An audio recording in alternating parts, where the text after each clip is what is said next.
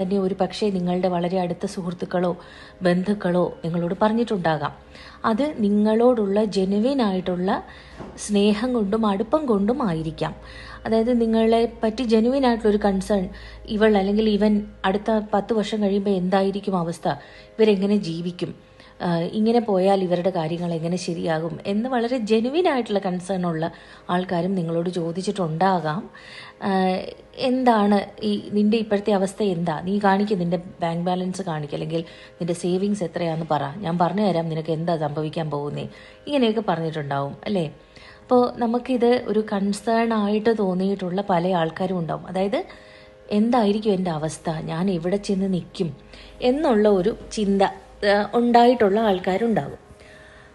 അപ്പോൾ എനിക്ക് അങ്ങനെയുള്ള ചിന്തകൾ ഉണ്ടായിട്ടുണ്ടെങ്കിൽ ഇത് പറയാൻ കാരണം, ഞാനും ഇത്തരത്തിലുള്ള ചോദ്യങ്ങൾ ചിലപ്പോഴൊക്കെ അഭിമുഖീകരിച്ചിട്ടുള്ളൊരു വ്യക്തിയാണ്. അതായത് അങ്ങനെയുള്ള ചോദ്യങ്ങൾ ഞാനും കേട്ടിട്ടുണ്ട്. അതെനിക്കറിയാം എന്തുകൊണ്ടാണ് എന്നോട് ചോദിക്കുന്നത്, എന്നോടുള്ള സ്നേഹം കൊണ്ടാണ് എന്നൊക്കെ എനിക്കറിയാം. അപ്പോൾ എനിക്ക് അതിനെപ്പറ്റി പറയാനുള്ളത്, നമ്മളുടെ അവസ്ഥ, അതായത് നമ്മളിപ്പോൾ ഏതവസ്ഥയിൽ നിൽക്കുന്നു, നമ്മൾ എന്താണ് കടന്നു പോയത്, നമ്മൾ എന്തവസ്ഥയെയാണ് നമ്മൾ ഫേസ് ചെയ്തിട്ടുള്ളത് എന്നൊക്കെ ഉള്ളത് നമുക്ക് മാത്രം അറിയാവുന്ന ഒരു കാര്യമാണ്. മറ്റൊരാൾക്ക് പലപ്പോഴും നമ്മളുടെ അവസ്ഥകൾ അല്ലെങ്കിൽ നമ്മളുടെ ജീവിതത്തിൽ സംഭവിച്ചിട്ടുള്ള പല കാര്യങ്ങളും ഒരു സ്റ്റോറിയാണ്. അതാരുടെയും കുറ്റമല്ല, അത് അനുഭവിക്കുന്നവർക്ക് മാത്രമാണ് അത് മനസ്സിലാവുക. ഒരു പക്ഷേ നമ്മളിൽ പലരും അസുഖമുള്ള, നമ്മൾക്ക് വളരെ ക്ലോസ് ആയിട്ടുള്ള ഒരു ഫാമിലി മെമ്പറെ ശുശ്രൂഷിച്ചിട്ടുള്ളവരായിരിക്കാം.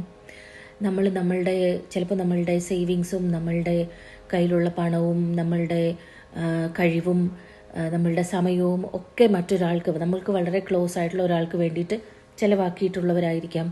നമ്മൾ വളരെ മോശപ്പെട്ട അല്ലെങ്കിൽ അഡ്വേഴ്സ് ആയിട്ടുള്ള ജീവിത സാഹചര്യങ്ങളിലൂടെ കടന്നു പോയിട്ടുള്ളവരായിരിക്കാം. ഇനി ചിലപ്പോൾ ചെറിയ കുട്ടികളെ നോക്കി അല്ലെങ്കിൽ അവർക്ക് വേണ്ടിയിട്ട് ടൈം ഒരുപാട് സ്പെൻഡ് ചെയ്തിട്ടുള്ള മാതാപിതാക്കളായിരിക്കാം. എൻ്റെ ഒരു ഫ്രണ്ടിന് 4 വയസ്സുള്ളൊരു മൂത്ത കുട്ടിയും അവരുടെ മൂത്ത കുട്ടിക്ക് 4 വയസ്സായപ്പോഴാണ് അവർ രണ്ടാമത് അവർക്ക് കുട്ടികളുണ്ടായത്. അത് ഒരു പ്രസവത്തിൽ ട്രിപ്ലറ്റ്സ് ആയിരുന്നു, 3 കുട്ടികൾ. അപ്പോൾ ഒന്ന് ആലോചിച്ച് നോക്കുക ആ അമ്മയുടെ അവസ്ഥ.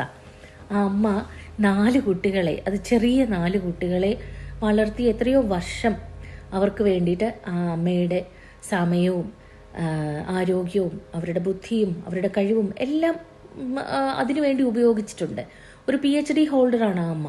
അപ്പോൾ ആലോചിച്ച് നോക്കണം അവരെത്രമാത്രം അവരുടെ ലൈഫ് അഡ്ജസ്റ്റ് ചെയ്തിരുന്നു എന്ന്. അപ്പോൾ അങ്ങനെ നമ്മളുടെ കഥകൾ അല്ലെങ്കിൽ നമ്മളുടെ സാഹചര്യങ്ങൾ നമുക്ക് മാത്രം